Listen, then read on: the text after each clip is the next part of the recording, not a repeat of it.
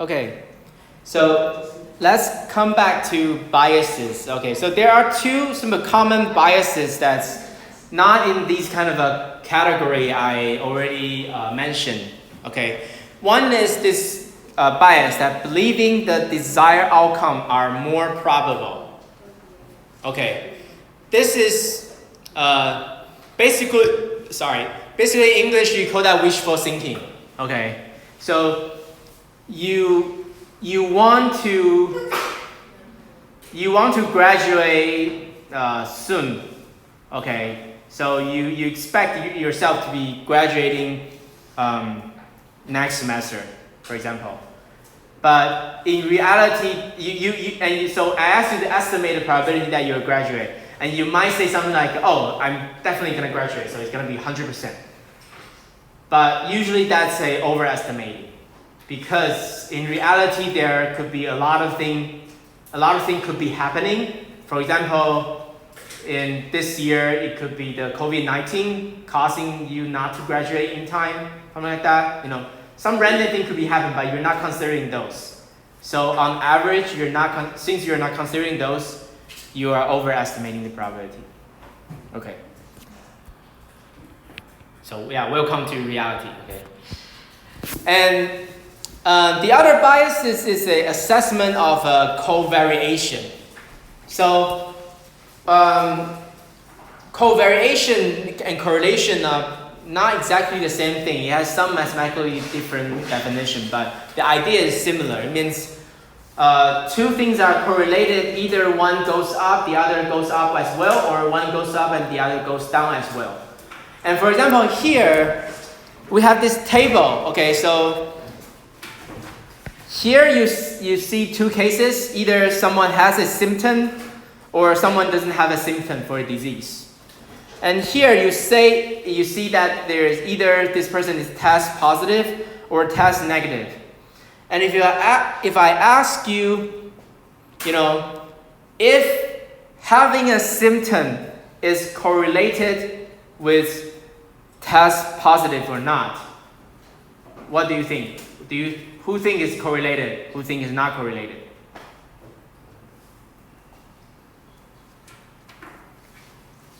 Who think is correlated? Having symptom or not and testing positive or not. Okay. 4 are thinking correlated. 5. Okay. So the rest think is not correlated. Okay, I'm gonna do that now. Okay, so I'm not gonna ask you to raise your hand. So in fact, these two are perfectly correlated, because this is 50 times more, and this is also 300 is also 50 times more of 6. So actually they are perfectly correlated. They are actually, what I'm saying, is actually not correlated. So because they are independent in this case. Because they are exactly 50, so whether you are testing positive doesn't predict whether you have the symptom or not. Okay, because either way it's gonna be the same probability. So here, if you're test positive, 16 out of 12%, 18 out of 12 chances that you are having symptoms, and I should go the other way around. So if you have the symptoms, then over 12, this is the chance that you'll test positive. And if you don't have the symptoms, then out of 6, you'll be having the symptom. But these two are exactly equal to each other. So there's having a symptom or not doesn't really predict whether you will test positive or not. So they're not correlated. But people were thinking that they're correlated, because people are falsely thinking a lot of things are correlated.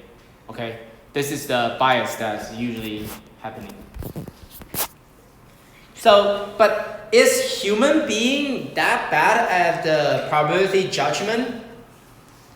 So there are a lot of the reasons why this might not be true. Okay, so first of all, participants in this kind of studies, usually these are psychology studies. Okay, they may be unrepresentative of real decision maker. What that means is, usually, I don't know if you participated in this kind of experiment before, but basically the researchers are like me, right? They're teachers in the school or in the institution, they're professional researcher.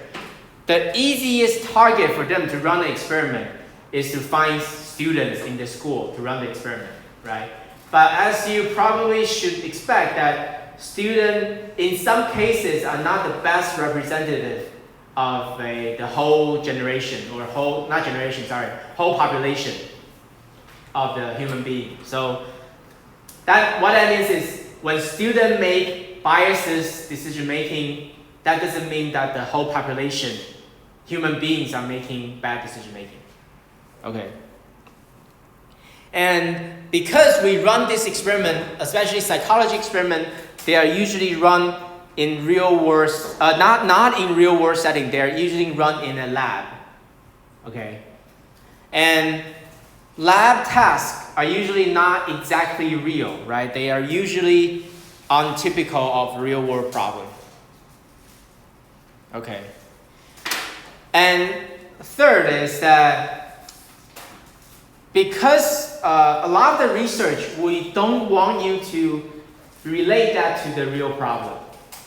Because real problem, you might have an inertia to what you will do in that real problem. I want you to be separated from the real problem. For example, in economics experiment, there's one topic that's very, very popular. It's called voting. We want to simulate your voting behavior in the lab. But we don't want you to think about voting, right? Because, for example, in different countries, people have different base voting rate. In the US, the voting rate is usually around 50%. In Taiwan, the voting rate is around like 70, 80%. Yes, there was a question? Oh, okay. So if you ask like students from Taiwan, or people from Taiwan and people from the US, their original thought about the election or the voting are already different. So it's really hard to do that kind of research to compare two groups. So usually we abstract from that. We use an abstract setting to talk about voting. We don't exactly mention the word voting. But that, when we do that, that means this kind of task may be understood in different way by different people. Okay, participant or subject A might think this is a voting. Participant B might not figure out that this is actually a voting game, so they may think this is some other game. Okay? And the fourth one is particularly true in psychology experiment, that participant may be poorly motivated. If you took a psychology class in the past, you might be heard that your grade in that psychology class actually depends on whether you participate in their labs experiment. Okay, some psychologists do that. So basically, you are going to a lab experiment because you want to earn your score in a grade in a class, in a psychology class. And as long as you finish the task, you will get a grade. So you don't really have an incentive to do well in the task. You sort of just don't care that much. Okay, but actually because I'm an economist, all the economic experiments are run using real coin. Okay, or something real. Like in some of the food experiment I ran, I'm using real food, not like I actually asked them to eat the food, not some hypothetical question. Okay, and I asked them to stay hungry before experiments. They really want the food, and that's their biggest incentive. Okay, and the fifth one is called citation bias. So this is not that true anymore, but in the past this is very true. So if you publish a paper saying that people are abnormal, apart from the theory's prediction, that caught a lot of attention from other researchers. Okay, so other researchers will cite your paper. But if you publish a paper saying that, oh, it's just like the theory predict. Everybody are so normal, so rational. People think, that's just, garbage, or not garbage, but, we know that already.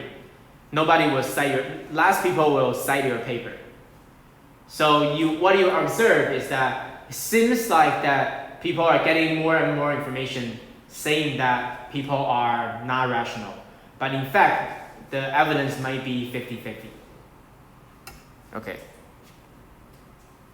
And I was talking about this real problem, real decision. So it is true that real world studies suggest sort of better performance.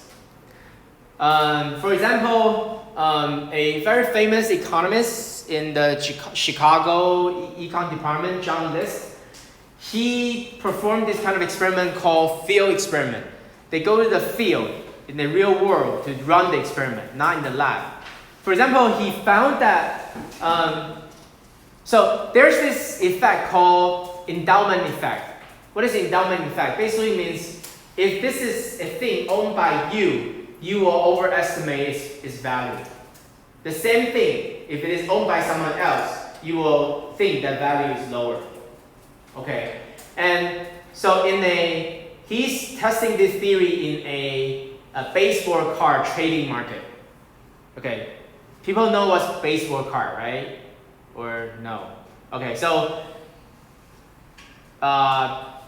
MLB sell this kind of a random card. It's like a game that some of you guys may be playing right now. So you buy a pack of like 10 cards, but you don't know exactly what's in the pack, and you sort of you open it and you get 10 cards, and it will be baseball players on the card, and what you want are famous players, right?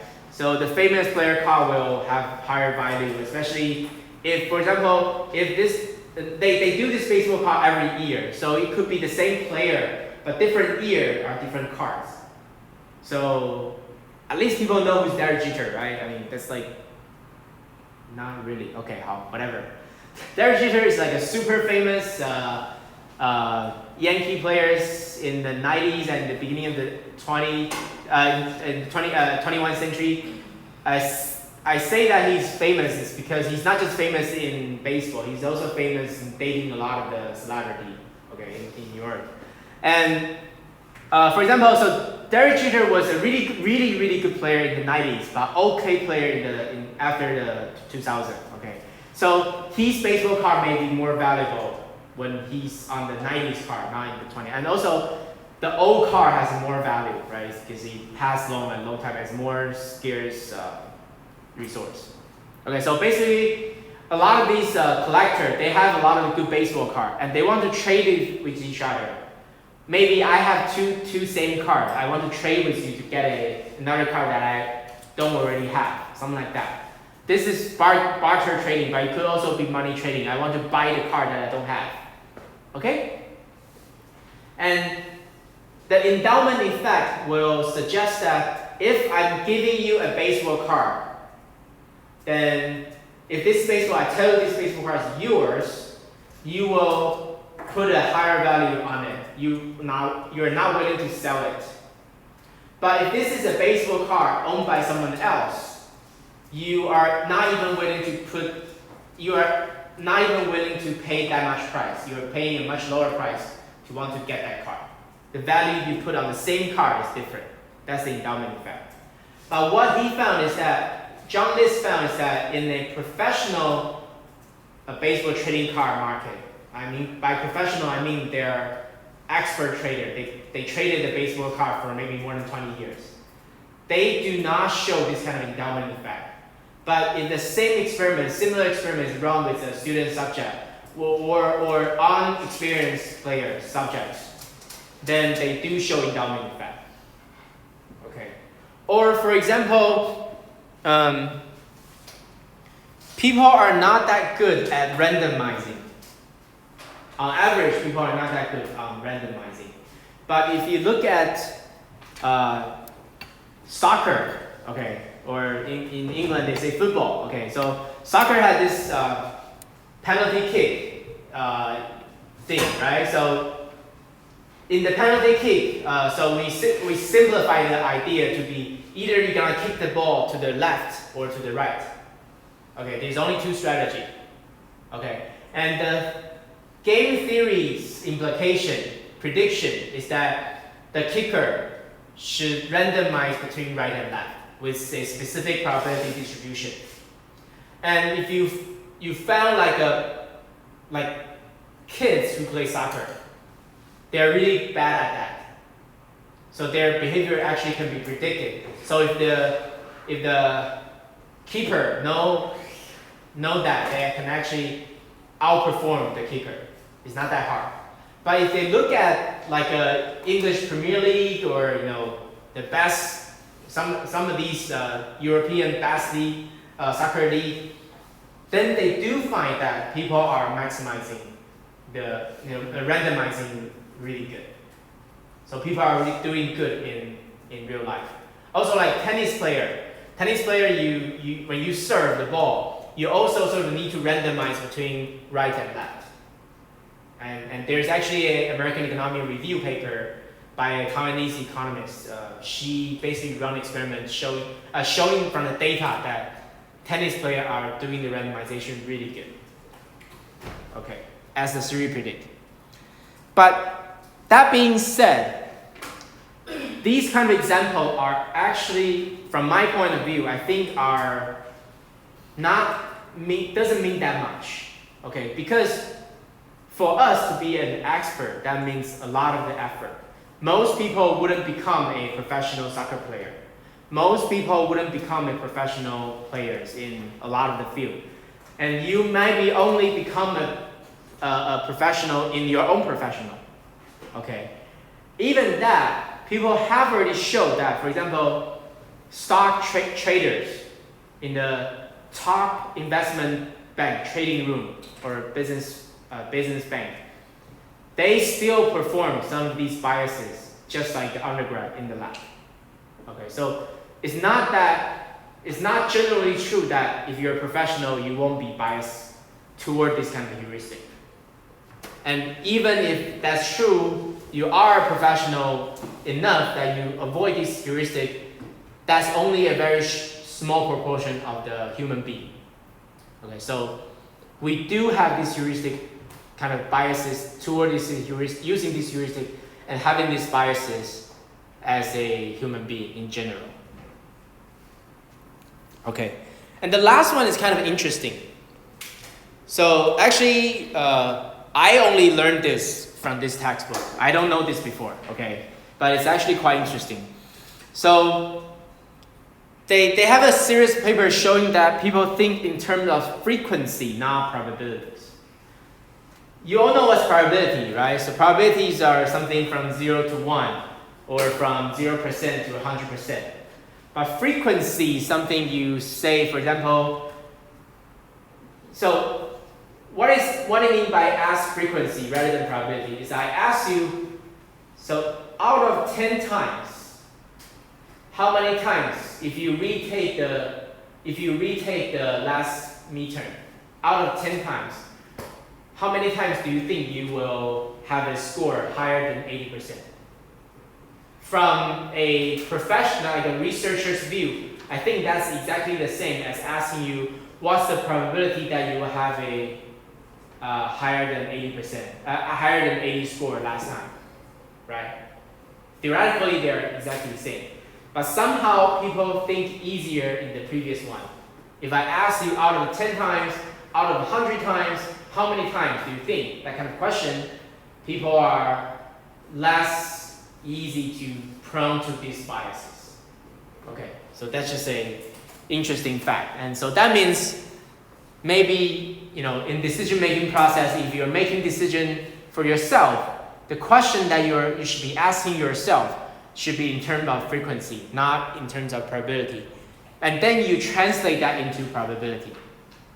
Or when you are making decision-making for someone else, like your boss or someone, your family, you should also ask them the question in terms of frequency.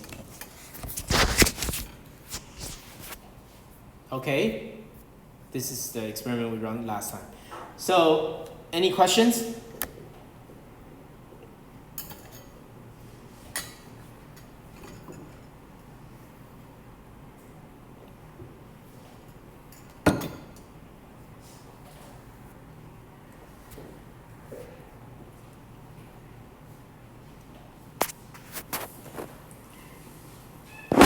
Okay, if not, let's go to, let's talk about the experiment result from last time. Okay, so from last time, you were asked actually all of these 10 questions. You were choosing between option A and option B. For example, this is one question. And there are totally 10 questions. So this is the last question you were asked. You're choosing between either A or B. And as you can see here, the question is actually formed this way. Here it is from 1 to 10. Here is also from 1 to 10. And here is from 9 to 0. Here is from 9 to 0. Okay? So let's go through them one by one. So the first question asks you, option A is 1 over 10 chance of $2 and 90% chance of getting 160. The other one is 10% chance getting 385 and 90% chance of getting 0.1. And it should be quite obvious that, or actually not obvious. So even this one is not obvious already. So suppose you choose, and most people actually choose A. Okay, I had the data, I checked the data. Most people actually choose A. And if you choose A, then let's look at the second question. The second question is 20% chance of $2, 80% chance of 160. The other one is 20% chance of 385 and 80% chance of 10 cents. Okay. This one, the probability is shift to $2 more and also shift to the 380 more. So and because this is increasing, what it means is if you choose option A and then the second question, you're more likely to choose option B. But if you keep choosing option A, then the next question, the third question, you're even more likely to choose option B. You're more and more likely to choose option B. And if you switch to option B, say here, then you should be choosing option B for the rest of the experiment. You shouldn't be choosing 1, 2, and come back to 1. Okay, because it follows a specific rule. If you prefer that, it should be preferred that too. Understood what I'm saying? Okay? But you don't know that. You choose them one by one. Okay? And what we actually found is out of the 13 people who played this, there's one who switched at Q1. That means she or he always choose option B. That's actually rational. Okay, it's possible. That means this person has a very strong preference. Okay? And the one switched at Q4, so the fourth question. Most people, actually more than half of the people, switch at Q5. It's around the middle. That means most people are around, this level of risk preference. And 2 switch at the next question, Q6. And only 2 people have more than one switch point. That means he switched to 1, switched to 2, come back and switch to 2 again. Something like that. So, most people, even you don't tell them that you need to do it this way, you can only have one switch point. You guys, already have this one switch point property.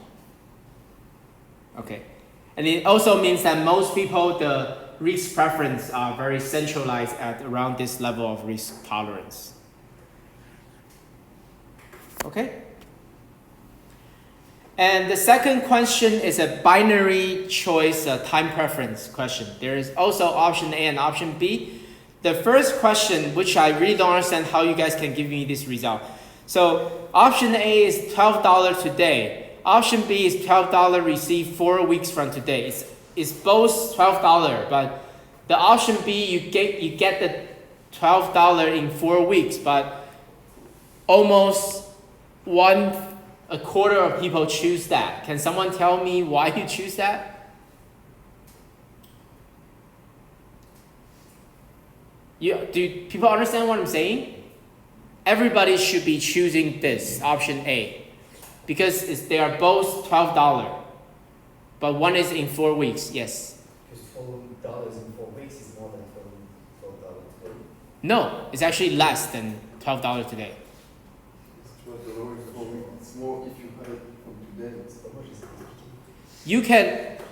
You can have the $12 today and save it to the bank and get something like $12.1 in 4 weeks.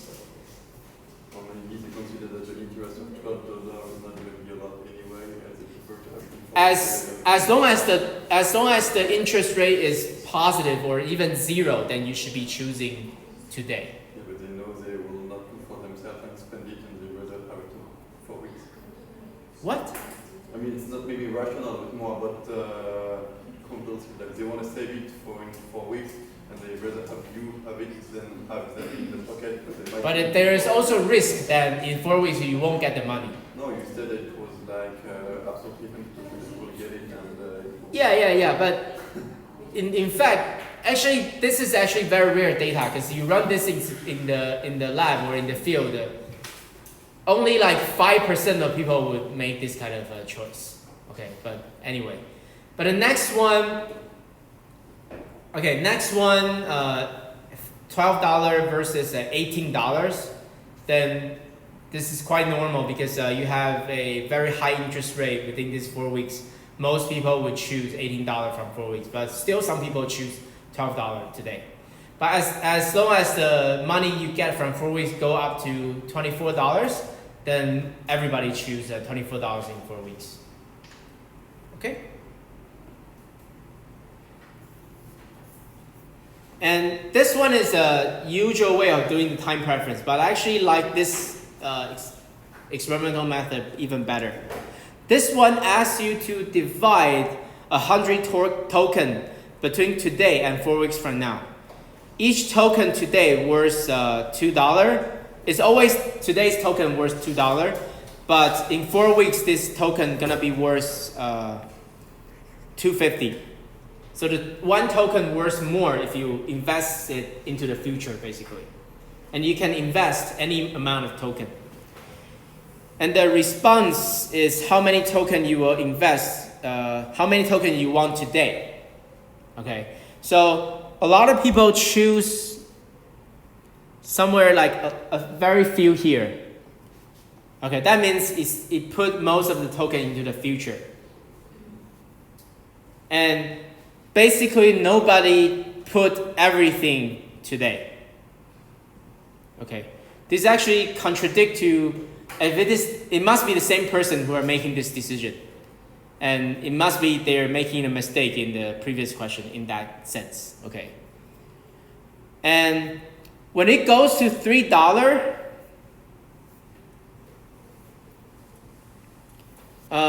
it doesn't change much, but it's true that it's going this way. So more people are putting, actually the other way around. Because this is how many tokens do you want today. So more people are putting into in the future. So here, say, the maximum people put are around 50. But here, maximum people put are around 80. Okay. And you further increase to 4 weeks, then even somewhere here, people are getting here. But it actually, this is weird. Actually, more people are putting more on very little amount. So maybe you guys read the question inversely in this one.